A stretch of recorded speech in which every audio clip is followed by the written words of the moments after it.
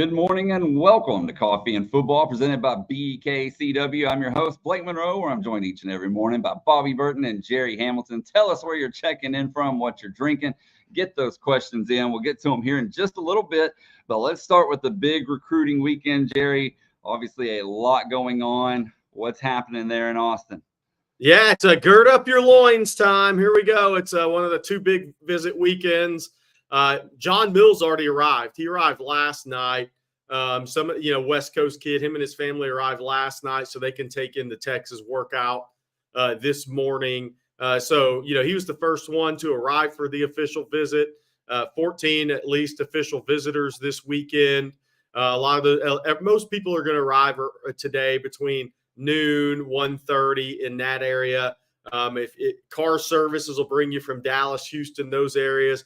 They got out-of-state guys, and a couple others may fly in as well, depending on who's coming with them and their schedules and all that. But huge visit weekend, right? I mean, Dorian Moore obviously is the headliner, 5-star receiver, super freak as I call him, best wide receiver prospect in the state, regardless of classification, which he was last year, coming off visits to Ohio State and LSU. Has Oregon next weekend, so he's going to be one of the main focus guys. I'm very interested in out-of-state guys this weekend as well, Bobby. I mean, Nick Brooks is gaining a lot of intrigue with me because I think Texas and Georgia are duking this one out for Nick Brooks. They have 4-star offensive lineman out of Cedar Rapids, Iowa. I'm not sure Texas has signed anybody from Cedar Rapids in my lifetime, maybe when I was a very young child. But then you have Lamont Rogers, you have John Mills, those guys. That offensive line takes center stage. And Kevin Wynn. Kevin Wynn is so interesting to me because last weekend it was Javian Hilson who made his first ever trip to Austin. And that really registered with the mom as much as it did the kid, right? Kevin Wynn coming in this weekend. He's never been to Austin before. And it's going to be different than anything he's seen in recruiting because Athens, Georgia is a great little college town. Tallahassee's been to a few times. It's a nice city, but it's not as big as Austin, right? Columbia, South Carolina, a good college city, but nothing like Austin. So for a small town Georgia kid, is he overwhelmed in a good way or a bad way? I mean, it can be overwhelming in a good way. I mean, like, wow, there's an unbelievable opportunity here for a guy that wants to be a chef one day once he's done playing football, which he hopes is an NFL career. So I'm very interested to see with Kevin Wynn. And then you obviously have Brandon Brown coming in from O'Galley in Melbourne, the Texas commitment, Texas battle in LSU. He went to Tennessee last week, and they won't be the pick. It's Texas or LSU unless Miami does something miraculous next weekend. But it's a huge visit weekend, Bobby. And Riley Pettijohn, one of the top linebackers in the country out of McKinney High. A&M's making a big run here. I think this may end up being an A&M Texas fight. He's scheduled to be at A&M next weekend. Texas has been in a good position for a while. Obviously, a football family. His father played at Syracuse, not new to the recruiting process. They've been around it. They have a great feel and understanding for it. Riley Pettijohn, one of the hardest working kids in the state of Texas. His offseason, he works harder in the offseason than he does in the season, and that's saying something. That kid gets after it now. Ran 10.77, 100 meters late in spring as well. So huge visit weekend, Bobby. It's got a lot of intrigue because you have a commitment in Brandon Brown that if he doesn't fall your way, he's going to LSU and Bo Davis. So I think Sark's a little invested in that one, right? That's a little bit – these recruitments get personal from time to time, I would say. And then you have an offensive line guy from an area in Iowa that Texas just doesn't recruit. So that tells you how much Texas thinks of him, and they're right there battling Georgia. And then you've got California kids coming in once again. And you have DFW, some of the top prospects in DFW here once again. So it's a huge visit weekend for the Horns. Yeah, look, Jerry, this is one of those 2 or 3 weekends a year that we get with Steve Sarkisian where all hands are on deck. And what I mean by that is there's 14, 15 guys coming in, and we don't know all of what could happen by the end of the weekend. There's so many dominoes that are yet to fall. We don't know. We talked about it yesterday on that special episode. When are these receivers going to make a decision? Yep. And how are they going to make a decision? And does that depend on who Texas gets? if we know that Dorian Moore is not going to announce for another month or so? What about other guys similarly situated? And so I look at it, Jerry and Blake, and I think that this is just another weekend where the picture gets a little more clarity, right? We start to understand more and more of what's going to transpire over the next 3 to 6 months, but really the next 3 to 6 weeks. So I'm, my point on this, Jerry and Blake, for what I'm looking at is what's going to happen, right? What's the next piece of this for the Longhorns at this point? Good stuff, fellas. Well, Bobby, you also had posted some notes recently, some team notes over on ontexasfootball.com. Can you tell folks about that a little bit? Yeah, absolutely. I posted this morning on ontexasfootball.com. First of all, JV and Cole and Santana Wilson, the two DBs that are the newcomers to the secondary, right? They both came in the same time. They've been working primarily on install the first week and continue to do so over the next couple of weeks. But as they get going, obviously they're going to go know more and more and more, and they'll get into the regular flow of things. I was told that Cole looks like he fits, if that makes sense. Is that? Yeah, he's not out of place. Cole, for sure. He's not, he looks like he fits. And then on the defensive front, talked to somebody about the pass rush yesterday in particular, and two things came out. One, Colton Vosick, I was told, was one of the most pleasant surprises of the spring. And by that, if you recall, first 2 weeks for him, I mean, look, is he ever going to be healthy enough? The question was, is he ever going to be healthy enough to play football anywhere, much less at the University of Texas, right? I mean, he's been out most of his career at Texas. Well, the last 2 weeks had the same folks saying, is he a Sunday player?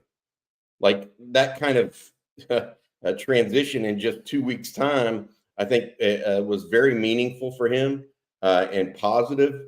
And I tell you what, from inside that building, the Longhorns are very excited about the future of Colton Vosick. However, let me finish. However, the two guys that you really need to be thinking about from a pass rush perspective are Colin Simmons and Trey Moore. Told by just about everybody, those guys right now, just on a different physical level athletically than the rest of the room.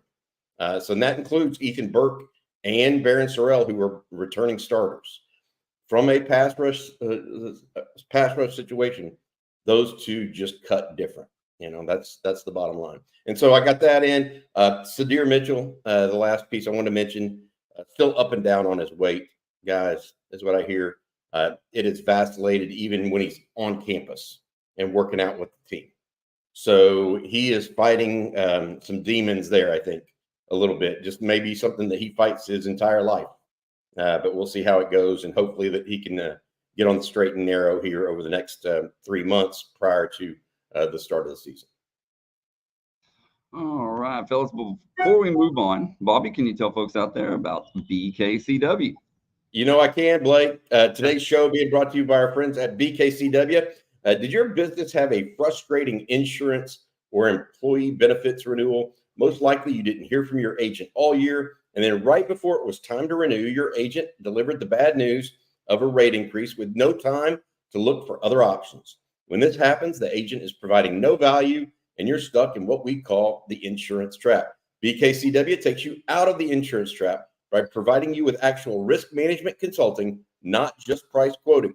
Operating out of its headquarters in Austin and owned by UT grad, Bkcw uses a 5-step process to identify your business's weak spots, design a plan, execute it, and monitor your situation throughout the entire year so that you can lower your insurance costs and effectively manage your company's risk and employee benefits. Bkcw has risk consultants that specialize in many different industries, from construction and transportation companies to nonprofits and school districts. So you'll get matched up with someone who knows your risks and can help you escape that darned insurance trap. Get started with a free risk assessment at bkcw.com or send an email to at bkcw.com to get started and get the support you deserve. And we want to thank them for sponsoring each and every Friday. And obviously a big recruiting weekend, like you said, Jerry, but also next week, some stuff going on as well. Can you go a little bit deeper into that? Yeah, and I'll bring up this question from LL. Did Dijon Lee visit this week? If so, how'd it go? Dijon Lee actually bumped his visit back to next week, midweek. That's the same time on Texas football we put out yesterday afternoon that Dorian Brew expected to be a midweek official visit next week at Oregon this weekend, Ohio State the following weekend, and Nathan Tillman, the safety out of Mansfield Timberview, 6'1", 185, runs 10.7. He's committed to SMU. He's going to visit Baylor this week, and he visited Utah last week, and he didn't want to back out on the Baylor visit because they've been with him so long. Then he's going to come into Texas midweek next week, scheduled to be at TCU next weekend. So 3 midweek official visitors next week, all are defensive backs. Good stuff. All right, guys. On the final piece, looks like that's a priority this offseason. All right, this next week, then, Jerry. Yeah, that's a good way to look at it. Well, the final thing that we need to get to before getting to some question, guys, is the House Committee moving forward with what I would consider a pretty important bill when it comes to college athletics. Bobby, I'm going to let you kind of break that down for folks out there. Yeah, actually, it's the beginning of legislation moving forward in the U.S. House of Representatives that would allow for college sports players and sports athletes, particularly in football and basketball, not to be categorized as employees, which is something that they are very, very concerned with as it relates to federal funding. If all these guys are employees, it could risk federal funding and it cause a number of trickle-down effects on the sport of college football. We'll see exactly where that ends up. It has just now moved forward in the House. It hasn't hit the Senate. It hasn't even been approved in the House yet. It's just moved forward to be voted on. So this is one of the very first ones that has actually moved forward and had any progress whatsoever. So with that being said, I think it's something that we're going to watch from a political football standpoint, I guess. But for it to even move forward in a political climate right now where we're getting ready for a presidential election, I think speaks to the fact that both parties from both sides of the aisle realize they probably want to do something. Now, exactly what that is, I think they're going to argue over ad infinitum, it seems, and probably won't get done until next year sometime. But at least they're going to start having a substantive discussion instead of just yelling at one another. So that's a positive. So here's something I wanted to bring up. I get word. So other words, all the DBs are long shots. I think the midweek guys next week, Texas has some ground to make up. Now, I think Nathan Tillman's a little different because Texas just recently offered him, and I think he's being loyal to the people who have been recruiting him, which I actually like that when Nathan Tillman, but it also shows you he didn't want to miss out on the opportunity to officially visit Texas. But all DBs, no. Cade Phillips and Aiden Anding will be in next weekend. I think Texas is in a pretty good spot for those guys. Aiden Anding's a Texas-Miami battle. Cade Phillips is LSU, Texas. He's at LSU this weekend. We'll see if Devin Williams from Buford comes in. I think he's a total wild card. He's at Auburn this weekend, the Auburn commitment out of Buford, Georgia. I should say Devin Williams. He's scheduled to be in next weekend as well. Texas has some ground. I mean, Dijon Lee's very much a long shot anyways. That's kind of one. He dropped the top 4. Texas wasn't in it. But, Sark and all Nance and all those West Coast connections, they're getting them on campus to take their swing at him. So we'll see what happens there. Dorian Brew, I think Texas has slipped a little bit on Brew, but we'll see. I mean, we'll see where that goes with that recruitment. The key to remember, I think, with all this is we talked about in a couple of shows recently is I think we're hyper-focused on June right now. But you got to remember, I mean, Texas flipped Wardell Mack. They flipped Xavier Filsaime, who didn't even have an offer at this time, wasn't even on the radar for Texas fans. Last year during the season late, Kobe Black's recruitment went on into the fall. So I know we're all about the commitments right now, but also Sark's going to recruit through the whistle, something to always remember. Well, speaking of commitments, Jerry, we're going to go ahead and put you on the spot here. Rudy O says, call your shot. More commits from this week's visitors or next week yet? Ooh, private commitments, I could see 2 or 3 this weekend. Silence, whatever, the fun thing in our industry. I could see 2 or 3 guys telling Texas this weekend they're coming. When that's announced, we'll see. And our next question, guys, comes from Aaron. And Aaron says, what do you think would be the biggest surprise of recruiting this summer? And I mean pleasant surprise. If Texas won out on 2 of the 3 D linemen in Florida, that's kept Brown and Brown in the boat, won out then for either Myron Charles or Javion Hilson. I think that would be it for me because Texas, after 3 really good defensive line prospects in the Sunshine State, if they won out for 2 or 3, that'd be a hell of a summer for Texas. And we got some super chats, fellas, that we need to get to. This first one here from Jay Lee. Thank you, Jay. He says, I heard this question proposed by someone who knows more about recruiting than I ever will. Does Texas have a Northshore problem / issue? I think they kind of do. And I may be a little bit different than Jerry. Who's the last Northshore prospect that signed with Texas, Jerry? Tristan Houston? Is that the last? I mean, that's been almost 10 years ago now. And there's been more than 10 prospects go through Northshore that Texas wanted. Somebody may remember someone more recent than Tristan. I don't know. But I can go back. They've been going. Here's what the deal is. They've been going to LSU. It's on the east side of Houston. Baton Rouge is on it, on I-10. Glenn Keller brought up Chris Ross, but he's okay. Chris Ross. There you go. Chris Ross. But I think they do. I mean, LSU, Alabama, and A&M, and now Ohio State with Devin Sanchez. And so I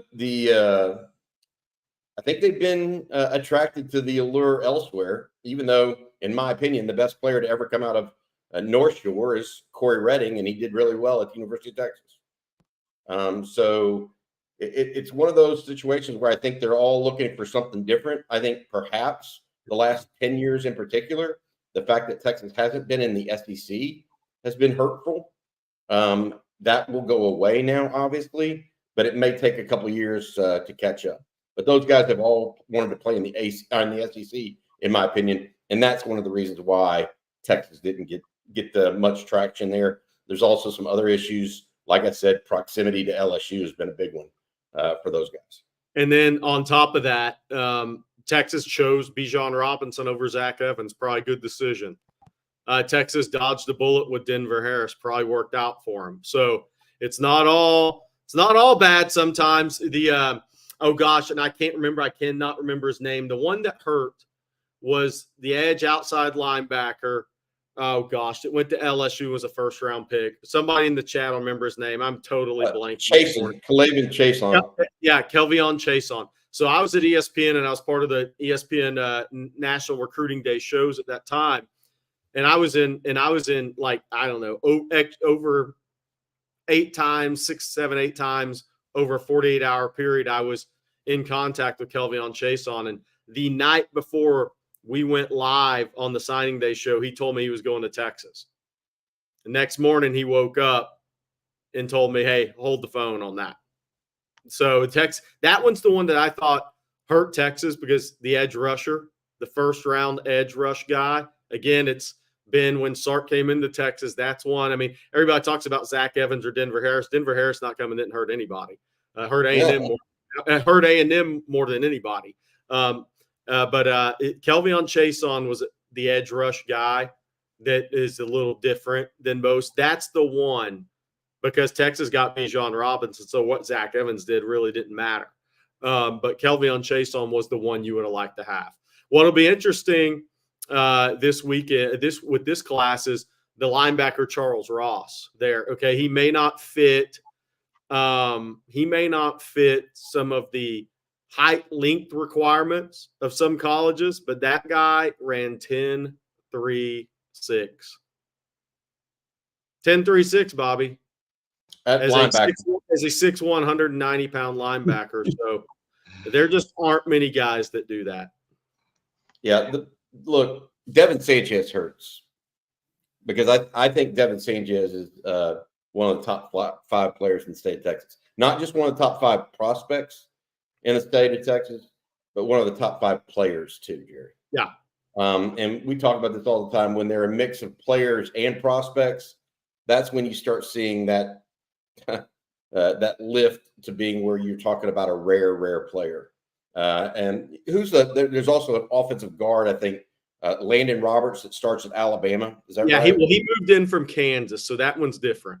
Yeah, but still, it's another North Shore guy. Zach Whitley went. I mean, they're just there's not enough. Texas can't get all of them, but I don't think Texas has gotten its fair share. So to Edmund's point, is there a North Shore problem? Yes, I think it is. I think we'll find out over the next 4 to 5 years whether or not it was really an SEC problem. That's my gut, is that it was more of an SEC problem than a Texas-specific problem. They weren't going to Oklahoma. In other words, they weren't going to Oklahoma. They weren't going to, USC. They were going to the SEC, LSU, Alabama, A&M. Our next super chat, fellas, is going to come from Reckless Trey. Thank you, Reckless Trey. And he says, "Good morning, family. Hook 'em. I attended my first Texas game last year for the Big 12 championship game. I'm looking to attend a first home game this year. Do you think it should be Mississippi State or Florida? Thanks." Mississippi State will be a celebration for the first SEC game, but I think you want to go to Florida. Florida's going to be a more talented team. Florida is a program that has some national championship history. They won 3 of them since 97, 98, I guess 96 it was. So they've won 3 of them. They have arguably, here's the thing. We'll see what Stanford does in the ACC. But your major schools, Texas and Florida, arguably have the best athletic programs in college sports. I mean, they're Texas won 3 of the last 4 Directors' Cups. Florida's always in that top 5. To me, Florida is going to have a better football team than Mississippi State. There's going to be more NFL talent on the field. And what comes with a Florida playing at Texas is going to be a bigger deal. Mississippi State's your first SEC game. So it kind of depends on what you want to do. I would definitely go to both. If I had that would be my first thing. But I think that I'm a little sentimental. Texas will host Florida again, right? It may be 5 years from now, and hope it may be 10 years from now. But Texas will host Florida again. They will never play another first game of all time in the SEC. So I know that Florida has more talent and all that stuff, and more expectations, bigger profile, bigger program, etc. But I would, Edmund, if I had to choose, I would. I think it was Edmund that asked it. I would go to the Mississippi State game. That would be huge for me, and is going to be because I'll be there. If it matters, it may be your only chance to ever see Billy Napier as a head coach in Austin. Yeah. No, I've already seen him once. I've seen him once. He lost that one too. That's true. When he's at Louisiana. That's true. Your last chance. Yeah. Our next super chat comes from Felipe Velasquez. And if y'all remember the other day, he said he was praying for a certain amount of wins. He said, "I just want to clarify my prayers.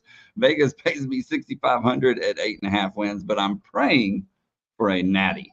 So hey, we look forward to that $60 super chat after you win all that money. My question on that is, did you have to put in like a $10,000 bet to get $6,500 back?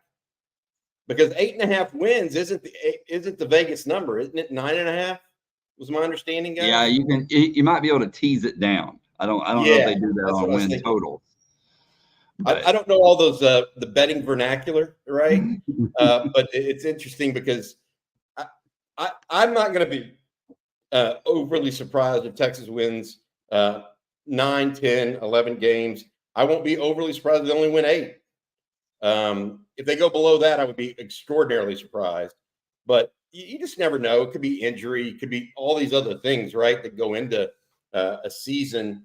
But on paper right now, I think 10 wins looks about right. Hey, I want to bring this up if y'all don't mind. Kim wrote this, guys. 3 Northshore players currently in the NFL. They are Dorrance Armstrong, Kalavin Chason, and Zach Evans. Jerry, you and I talked about Chason and Evans. You talked about Chason in particular at length there. Dorrance Armstrong is interesting. Chris Rump was the defensive line coach at the University of Texas at the time, and I actually had a conversation with him about Dorrance Armstrong. And Texas almost went on Dorrance Armstrong, but you know who they picked instead? Oh gosh, Charles Omenahue. So they didn't go wrong, right? Texas didn't miss, but that's a good point too. Not everybody can't take every single one. Right. And Dorrance Armstrong, nobody went on Dorrance Armstrong at the end of the day. Ended up at Kansas as a 195-pound defensive end coming out of high school. Oh, it was Kansas and Houston. Yep. And Texas almost went back on him late, but they had already picked Omenahue. By the way, Jay Lee has a great super chat. Okay. All right, Jay Lee, $5 super chat. Thank you. We compared Lance and Landon at the same age. Both came in at similar size, but Landon is now 6'7", 285. I didn't know Landon was actually carrying that much weight. I think Lance may end up being a beast. So I'll say this, having seen both in person, we had Landon Jackson when I was at ESPN at our Future 50 Under Armour event. Lance is a more loose-limbed athlete than Landon. Landon had some tightness to him that he's had to work through as an athlete. And Landon's taken longer to develop in the kind of what he's become at Arkansas. Obviously went to LSU, transferred to Arkansas, but he had some tightness that he had to work through. When he was going through bags, doing drills, you could see it was pretty evident. But he played hard. Great frame, overcame injury as well. So it's taken him a while to kind of loosen up that body to be as limber as that body can be from an athletic standpoint. I think Lance Jackson's a looser limbed athlete than he is. I think Lance probably has a higher upside because of that and his frame. I think Lance may run a little bit better, more naturally than Landon. But here's the reality. Landon's being mocked in second round of some drafts. If Lance ends up there, you're happy if you're a Texas fan. But I think Lance has, and I know Bobby loves Lance. I think Lance has a hell of a high ceiling as a football player. I think Lance is potentially a better tight end than he is even a defensive end, Jerry. I think he's, for his size, and this is why I think he eventually will likely be a high 4-star, 5-star prospect among all the rankers, et cetera, is you just don't get as athletic as he is at his size. Those guys are very, very rare, like 1 to 2 or 3 every year. That's how rare. And so I think that we'll see where he ends up, but I think he's a tremendous prospect. He's just up there in Pleasant Grove in Texarkana, and not everybody's going to be able to go see him. Look, we've talked about this. If Lance Jackson was at Northshore, Duncanville, I think he'd be a 5-star prospect. He had to go down to the Under Armour camp in Houston, which tells you how competitive he is. It was during baseball season.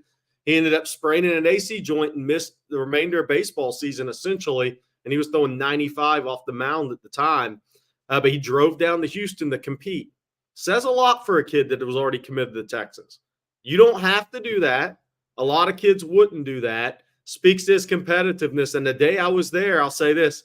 Ty Abraham, I'm going to get this in a second because I don't think you're that far off on physically on him.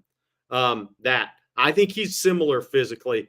But when I was at Pleasant Grove, they were doing some testing on a new product. So they do these sprints, right? And it was testing out the numbers.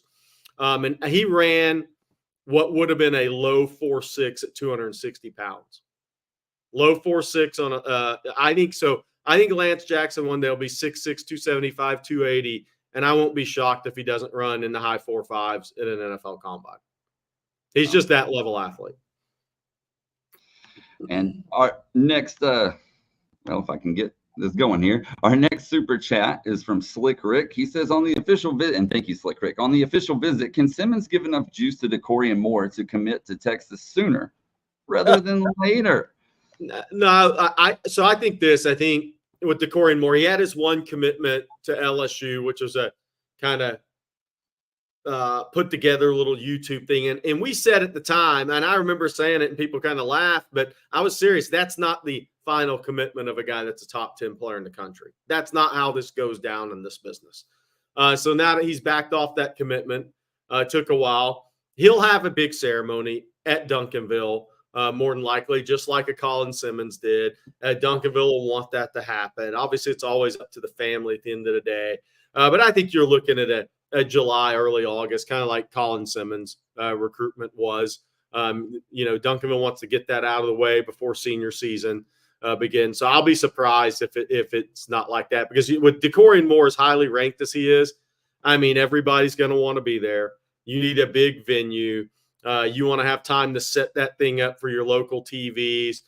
People in our industry are going to want to try to live stream it. There's going to be a lot that comes with a player that's ranked that high. So I think it'll be more of a setup, design, date ceremony. Hey, by the way, as it should be. And then one other super chat we got to knock out real quick, fellas, from Clifton Hines. Thank you, Clifton. He says, thanks for everything you guys do. Just bought my tickets for the A&M game. Do you think Georgia having to play SEC West teams is not talked about enough? It's a great question. Well, I'll say this, Bobby. Georgia has a more difficult schedule in SEC play than they've had in some recent years. When you go to Alabama and you go to Ole Miss and you go to Texas, I mean, there's two thoughts on that. My first thought is I think Georgia will drop an SEC game. I think they'll drop one of those road games. And then that second thought is if they go undefeated on that schedule, I mean, you just got to tip your hat and move on. Because if they win all three of those road games, they're a hell of a football team, because they're facing Kirby Smart's going in to face Lane Kiffin, Kalen DeBoer, and Steve Sarkisian in their house. What do those guys have? Returning quarterbacks. Now, I know it's Milroe's first year in DeBoer's system, but they have experienced quarterbacks and three of the top offensive minds in college football. If Georgia goes in and beats all three of those teams, you just got to tip your cap and say, hey, that's the best team, and move on. Now they got to go win the playoff, but that's going to be a tough schedule to go undefeated on this year. And they've got Clemson to start the year. Oh, Bobby. Right. And then they host, they host, who is it? They got Auburn at home, I believe, also. I think Georgia, as long the realistic issue though there, Jerry, is as long as their quarterback stays healthy, I would pick them to go undefeated. And I know that is just unheard of in the SEC. What's it happened like 3 times in the last 12 or 15 years? And that includes a win over Texas right now. If their quarterback is not healthy all the way though, Jerry, it's a different deal. Their offensive and defensive lines are just they're cut differently right now. Yeah, that it's not even their skill position guys. I mean, they lost heavily last year. The McConkey kid is a great player for them. I don't know that Rara Thomas or Dominic Lovett are in that category as a playmaker. So they've got to have somebody new step up on offense. Brock Bowers is a hellacious talent, and he's gone. And we have this other tight end. Well, I mean, no offense to everybody else, but they're not Brock Bowers. I'll say this to your point, Bobby. I was running through some early mock drafts because we're going to get a graphic together here in the next, after the June visits, kind of start taking a look at the SEC, the season, who Texas plays. Georgia has, I believe, 9 or 10 guys in different mock drafts mocked to go in the first 2 rounds. I mean, that's just how much talent you've recruited over a 6-7 year period when you're ranked 1 or 2 in every year in every recruiting class. I mean, and one of those guys, here's the crazy thing. One of those guys is Ernest Green at offensive tackle. Texas finished second to him out of Southern California. So if you're wondering if Kyle Flood's good at any of this stuff when he sees these guys in person evaluation, Ernest Green, a lot of people had ranked as a guard. He plays tackle for Georgia, and he's projected to go first or second round. And that was a Georgia-Texas battle on a kid out in the West Coast in SoCal. So, by the way, there's that. But Malachi Starks, the safety's a freak for them. He is tremendous. I think they're so athletic with their linebackers coming back. But like you said, their OL and DL, Their D-line is not as good, athletic, disruptive as the two national title teams were. They don't have that group. Mikael Williams is a really good player. Some people, Georgia fans would say he hadn't been as good as the rankings suggested he'd be. So they're not as athletically dominant, but they have size dominance up front is what they have. Something else that's dominant, Jerry, is Omaha Steaks. Without a doubt, some of the best there is. Tell folks out there about them. Yeah, absolutely. Father's Day is almost here, guys. I mean, so if you haven't got your work done, you got what's coming quick. Are you struggling to find the perfect gift for the man that has everything?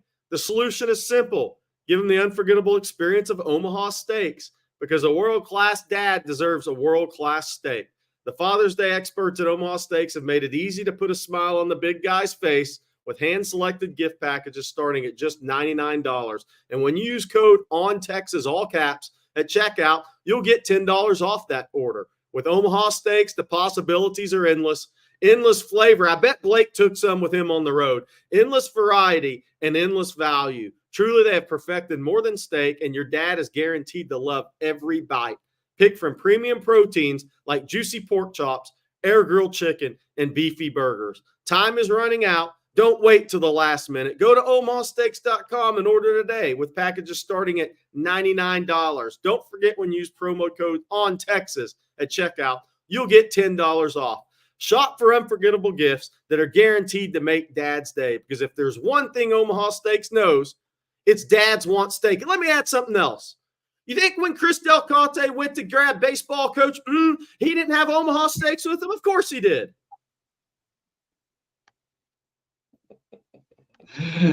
Gary Hamilton bringing goods, man.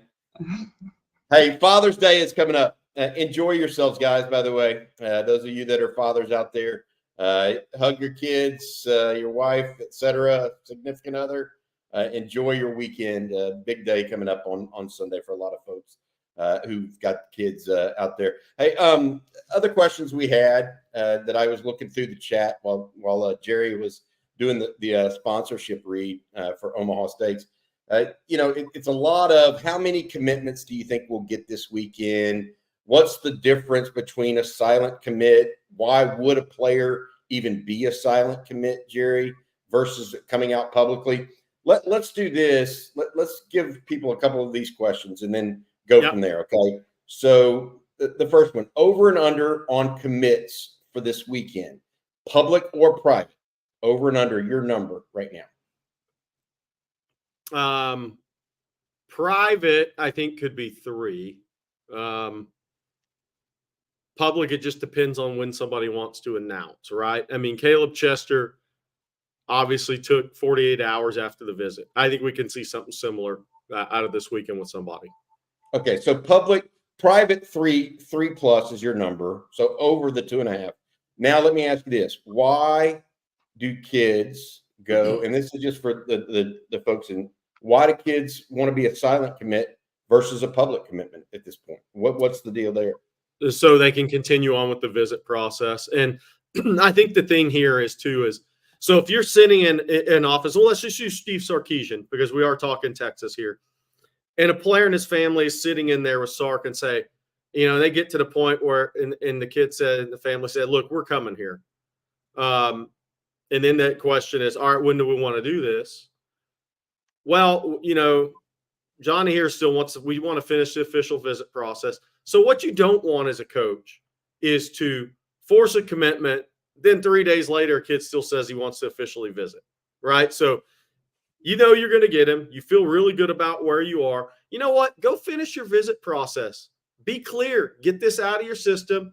Then have your day and commit to us, and we'll all celebrate, and we'll go on and, be a part of a family then. I think some of the times the worst thing you can do in recruiting, could Texas have 17 guys committed right now? Yeah. But those kids that aren't committed, that they could have committed, will still want to go through the visit process.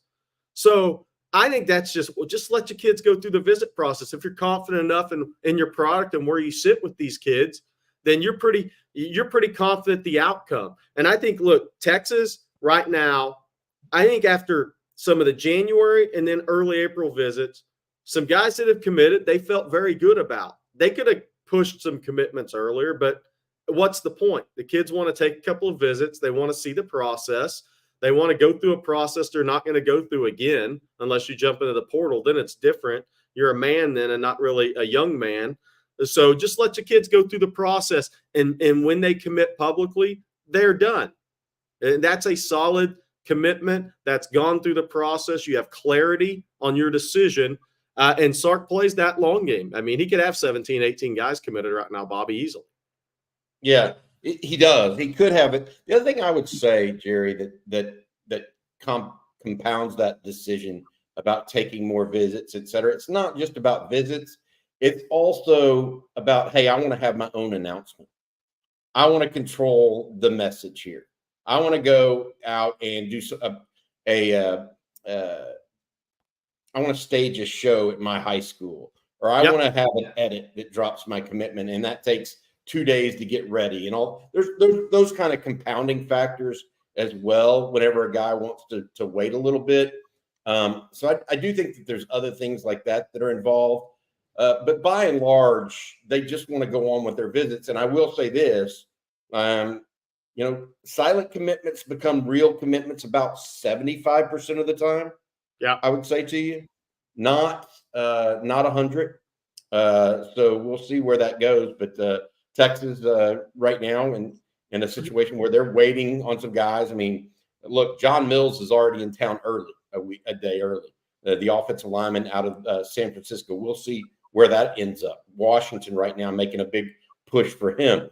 But by and large, we will see commitments. They just may be behind the scenes. Hence, that's one of the reasons why Jerry came up with the high moniker, so that people would know that something has happened. Whether or not it actually follows through or not is a different story. That's what he did with Caleb Chester, and I think everybody got it. By the way, Jerry, we haven't mentioned this yesterday. I was hoping we had the video. Yesterday morning, Jerry, you put up a guy that was on. You said there's one guy at the camp tomorrow that is on offer watch, one 2026 player. Well, guess what? One player or two players, I think, got offered. 2026 players got offered at the camp yesterday. And one of those guys was a guy that you said was on offer watch. Tell people about the guys that were offered last night at the Texas. We'll talk about Zayden Krempin, the offensive tackle out of Prosper, which we talked about. I put on Texas football, I think about 5 a.m. yesterday because this guy is insomnia. And then we talked about here on OTF.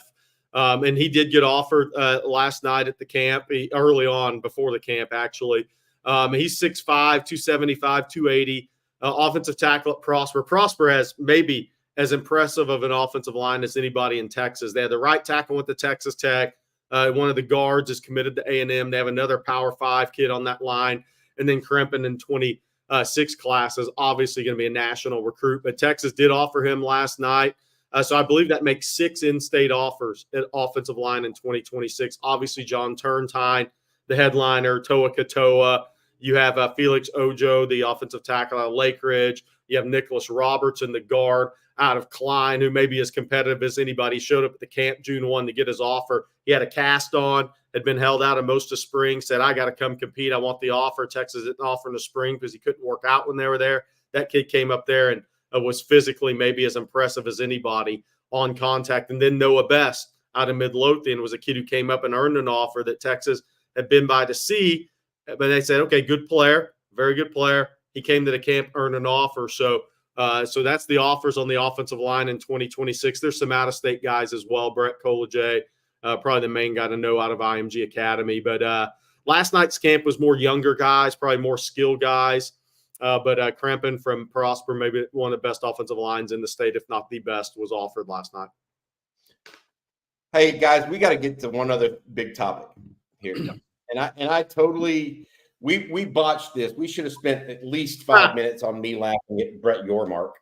I thought this was the Urban Meyer. No, we'll do that too. But Brett Yormark has got a deal on the table now where it's going to be the All-State 12. It's going to be the new name of the Big 12 instead of the Big 12. So it's going to be the All-State 12. He's also got a deal on the table where private equity would own apparently 20% of the Big 12 or of the All-State 12. So he's going to try to corporatize this as much as he possibly can. We'll see if he comes out on the right end of the stick. The All-State 12. I mean, the FedEx Orange Bowl wasn't enough. Now it's going to be the All-State 12. Sam's Trailer Hitches is next.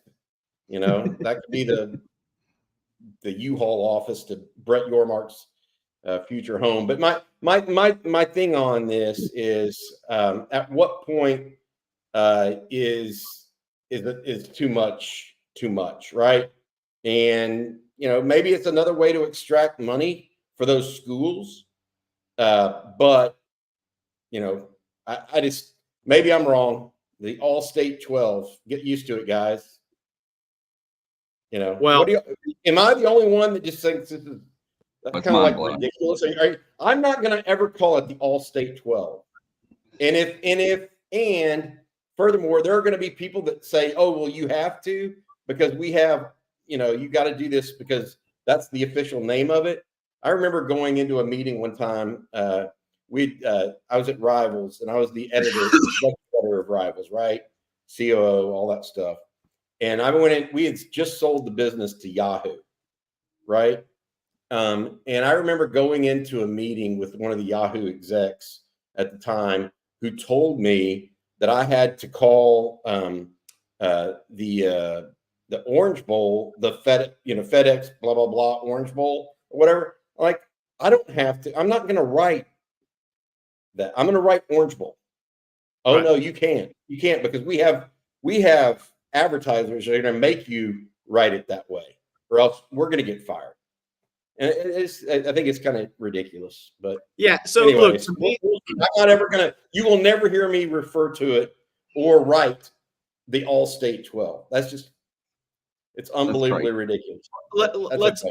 So here's my 100% real opinion. The Big 12 is going to be a tremendous basketball conference, right? And not that there's going to be talent in football, but Yormark's a basketball guy, focus guy. All-State Insurance is the sponsor of the Maui Invitational and some college basketball tournaments around the country. I'm not surprised that All-State is now part of the Big 12. Brett Yormark knows, and he's a buffoon, but he knows football is done. That's SEC, that's Big Ten, that's done. So how do you stay relevant? Well, you got to try to keep Kansas in your conference, for one. Good luck long-term with that.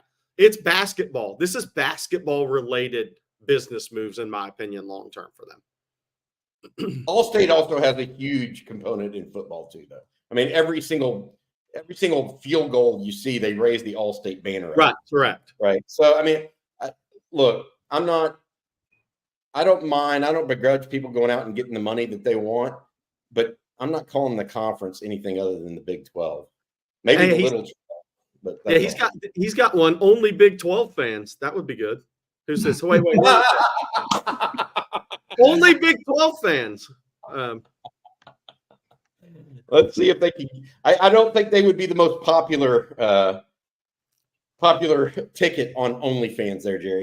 I hope recruiting. Yeah. Good Lord. Hey, Jerry, here's one for you, going a little different direction from Jason. Who's next after Dorian Moore at Duncanville? Isn't there a big defensive end everybody likes? Yeah, KJ Ford in the 26 class at Edge. He's been to Texas a couple of times, been to A&M.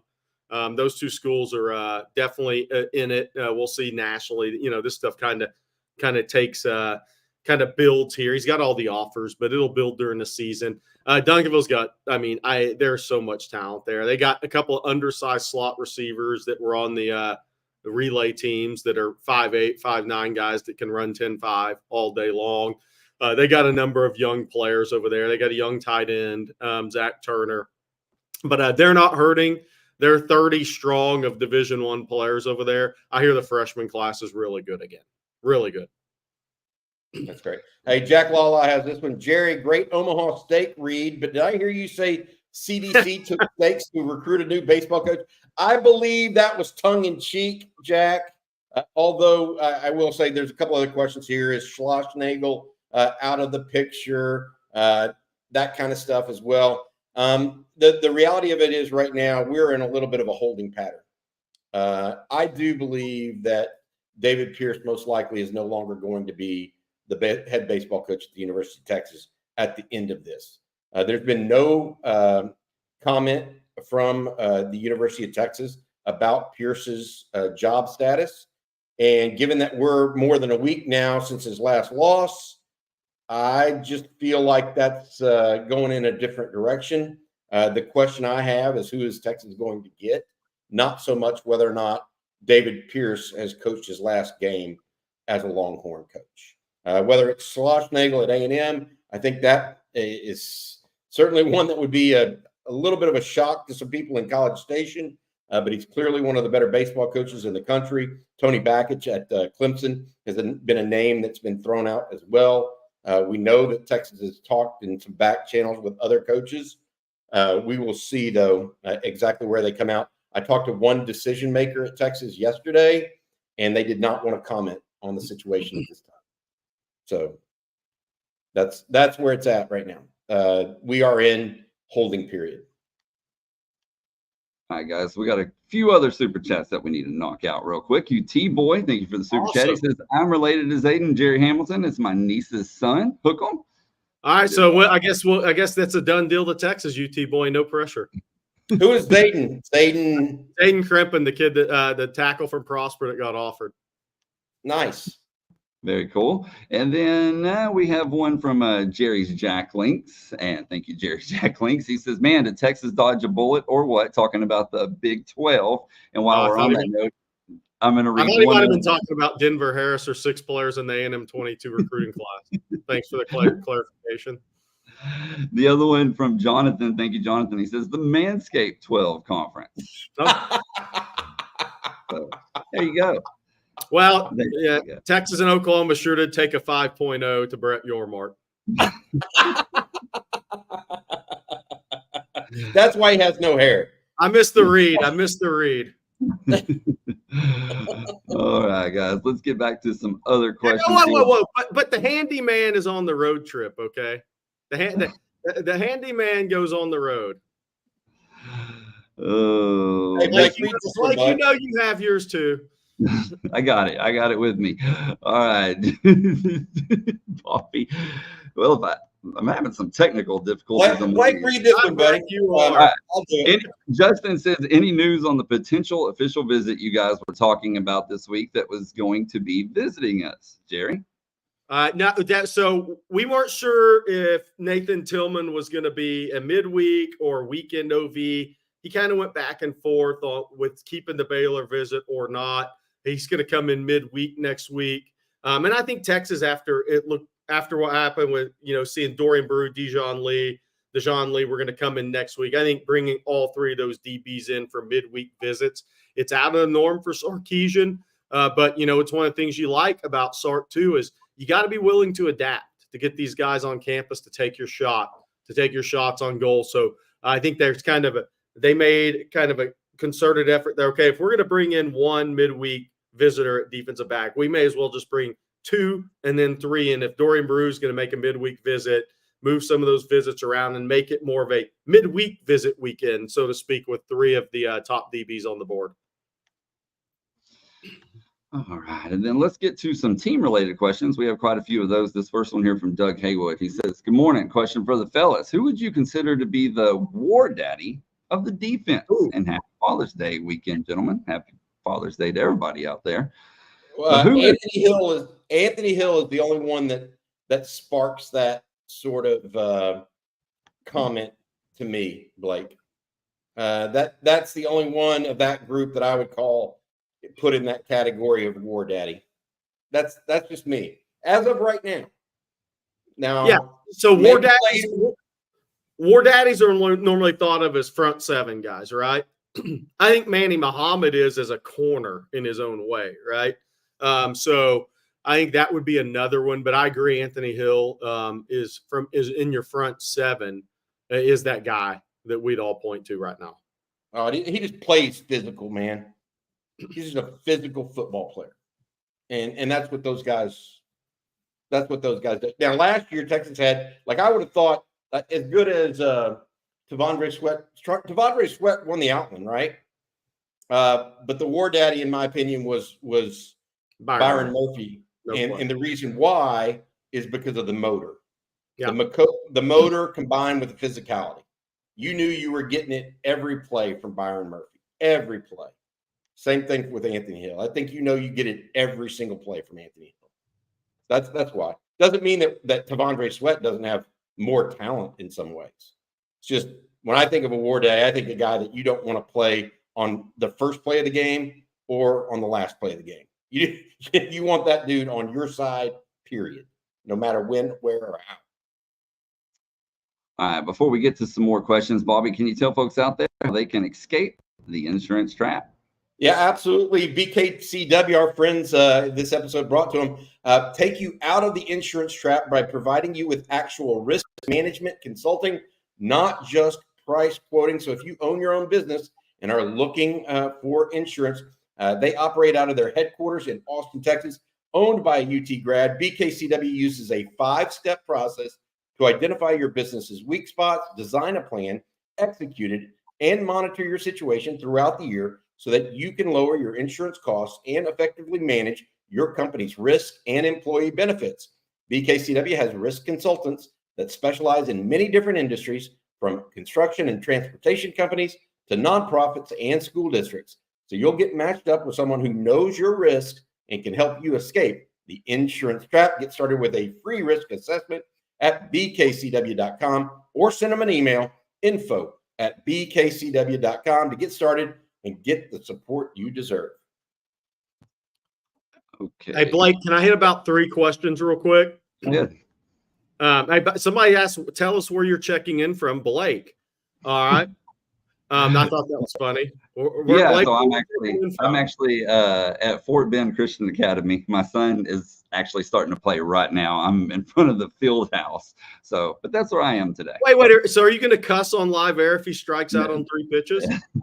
Luckily, I can't fully see the field from right here, so it should be okay. So I was going to say we'll stay on longer if that's a possibility. Josh Vasco has asked if Texas misses out on Zion Williams, would Kevin Wynn be a good replacement? Look, I'm not sure which guy's higher on the board. I think there's 5 guys on the D line that are all a cut above everybody else.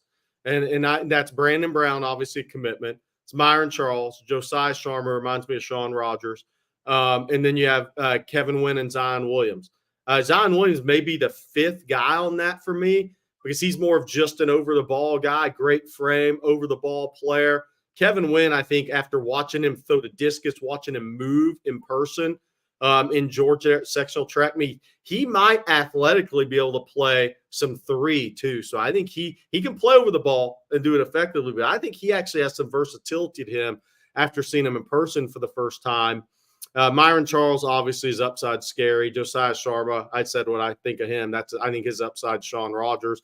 And Brandon Brown's a stud. So I think those 5 guys, but the Kevin Wynn specifically with Zion, I think those are the top 2 over-the-ball players that Texas is recruiting. Now, Byron Murphy played some over the ball, Bobby. So, I mean, I think that's interchangeable depending on who you're playing, strengths of team, kind of your game plan and what you're looking to do against an opponent, more so than just locking guys into one position. But I do think as far as the over-the-ball guys go, the best 2 that they're recruiting, and not that Josiah Sharma couldn't do it, but he has disruptive ability as well, are Kevin Wynn and Zion Williams.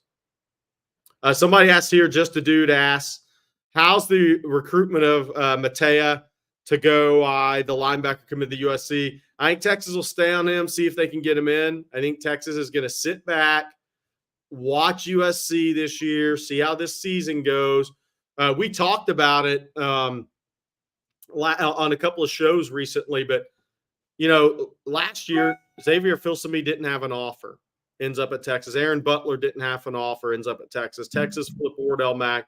Texas flipped Anthony Smith from the coaching carousel after Jimbo was fired at A&M. So Texas is going to stay on these guys. They stay on guys they really, really like and think are legitimate NFL prospects. They're not going to back off those guys.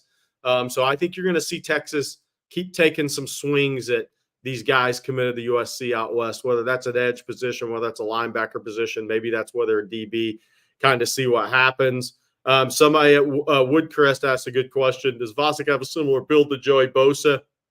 He's not that muscle toned. I'll never forget the first time I saw Joey Bosa. I was ESPN at the time. So when I was living, I guess, in Florida, but I went to see Joey Bosa at St. Thomas Aquinas, and I was kind of taken aback by him physically. He looked a little different at a young age. Obviously, his father played for the Dolphins, owned a gym, was in the fitness world. But then Nick came along, and I mean, Nick maybe looked even better than Joey in some ways athletic. So those two guys they just had a little different look to them physically than most. Okay, we got another super chat here. This one from King Charles. And he says, have y'all ever discussed baby Gronk's commitment? No, and I don't think we ever will. If there was ever a prospect that should go to Clemson, it's baby Gronk. I want to see him and Dabo go down the slide together for a commitment video. Here's one for you guys. Mark Valdez, are we going to talk about BJ Johnson's comments about Urban Meyer locking the door behind him and asking, how much money do you want? We haven't talked about it. BJ said that actually on our Longhorn live stream on Wednesday night. Good luck. By the way, before I even get into that whole comment, the Cole Pittman Memorial Golf Tournament is tomorrow. Yes. For those who are unfamiliar, Cole lost his life. Was a player at Texas, lost his life in a one-car wreck coming back from Shreveport to Austin back in 2001. Please consider reaching out to that Cole Pittman Memorial Golf Fund. Longhorns Giving Back, I believe, is the URL. Just think about that if you would. Great cause that BJ Johnson, Roy Williams, and Sloan Thomas all are a part of. Mark Pittman, Cole's dad, will be in attendance tomorrow morning as well for the golf scramble. So good luck with that. But anyway, BJ was on the show on Wednesday night with Rod Babers and CJ Vogel. And BJ was like, look, when Urban Meyer was at Notre Dame as an assistant coach, he closed the door at my school and said, how much is it going to take? He really said that, apparently. Touchdown, Jesus. Yeah, not the sanctimony is rich out of Notre Dame. We know that. And has been for as long as I've been alive, really. Although they've come down to size, they've gotten knocked down to size over the last 25 years. The point being there that BJ said that, and it made a little bit of national news yesterday. And, can you imagine if he would have said that 5 years ago when Urban Meyer was still coaching, by the way? Ooh. But he said it now, and 5 years ago when Urban Meyer was still coaching and there was no NIL. Right. Now everybody's, they've been doing it all the time, and not everybody was doing it. Yeah. Not everybody was doing what Urban Meyer supposedly asked BJ Johnson. So anyways. We got one last super chat here. If I can get my screen to work. There we go. And it's from Jack. He says, please tell me Kevin Wynn is dining at VY's and Matt's El Rancho. I'll say this. I think there's going to be some great things that he gets to kind of do on his official visit around culinary and his goal of being a chef after his football career is over, which he hopes is an NFL career. I think it's going to be I think Texas is going to do this one right for Kevin Wynn and present everything that Austin has to offer for a guy that wants to be a chef. And then our final one for today, fellas, is from Jason Washington. He says Texas's approach to the recruiting process with the athlete and parents is first class. I'm just saying. I think Mr. Washington might know his son's on the team. He's experienced. This wasn't a wild guess. Yeah. He's experienced it firsthand, and I think this is. And I appreciate the comment, Jason. The reality of it is Texas has the wherewithal and resources to make every visit great. the thing that, we're talking about Smith Orogbo, for example, coming in this week, right? Well, he's expected to meet with some high-end academic counselors at the request of his parents, right? Now, everybody, Jerry just talked about Kevin Wynn, and Texas is going to try to do something special for him as it relates to the food industry, right? Because that's it's special. Texas has an opportunity to make those things special for those young kids, and they have the resources. They're in a big city.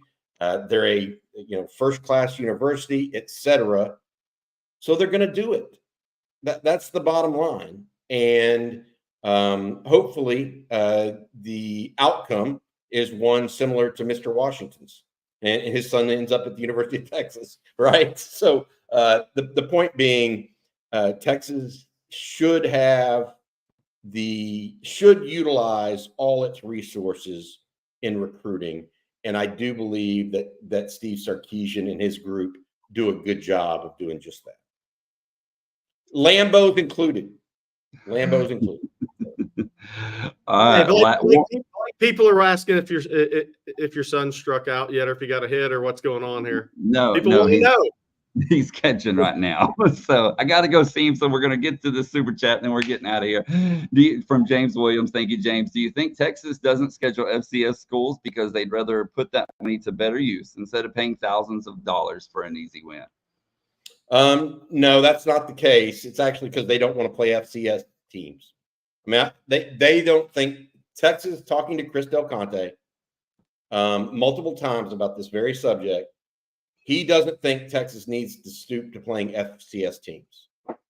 And it's not that he has anything against Prairie View A&M or Tarleton State or, Mary Hardin Baylor or whatever. It's not that. It's that's not really a game. That's a scrimmage. And, I think that Texas needs more than that and wants more than that going forward. And so I don't see Texas backing off of that, not while Chris Del Conte is the athletic director. And there are still teams out there, not unlike a New Mexico State or a Louisiana Monroe, that they could bring in that may not be, they're not Division I AA. They're actually Division I. So I think that's the idea for Texas. It has nothing to do with paying the other team $1 million. Texas can pay another team $1 million to do a home and home, or not do a home and away. They do it with they've done it with Rice, I think, before. So it's not that. It's about the competition level and about what, like, Steve. Look, Chris Del Conte wants fans to get their money's worth out of their season tickets too. I mean, what does it look like if you bring in a school that is a 1AA school? That doesn't look. You can't charge $60 a ticket for that game. Should be. All right. Hey, we got to get going. Everybody out there, happy Father's Day. We're talking about that. Andy putting that note out to everyone as well. Thank you all so much for joining us today. Also, we will have, Jerry's already started and CJ have already started the weekend official visit thread on ontexasfootball.com. That will be where we're giving you every little bit of information that is coming out during the weekend. To access that thread, you have to be an OTF OG. So please join ontexasfootball.com and be an OTF OG. Right now, it's $39.95 for an annual subscription. You get $20 off when you use the code OTF OG. Again, on texasfootball.com, become an OTF OG, and we'll have all your news coming for this weekend. We're obviously going to be back with more news here on the video channel as well, but the up-to-date news, the very, very latest, will be over on texasfootball.com. Hey, I got to end it with this. Hey, UT boy, now that you've given up that you're related to somebody that's got a Texas offer, you got some big recruiting work ahead of you, so best of luck there, sir. That's right. Well, as Bobby said, head on over to ontexasfootball.com throughout the weekend to get the latest updates. And if you haven't already, be sure to hit that like and subscribe button, ring the bell so you're notified anytime we go live or post a video. Between those two, you won't miss a thing. So thank you all for tuning in. Have a great Father's Day weekend. And for Bobby Burton and Jerry Hamilton, I'm Blake Monroe, and we'll see you Monday morning.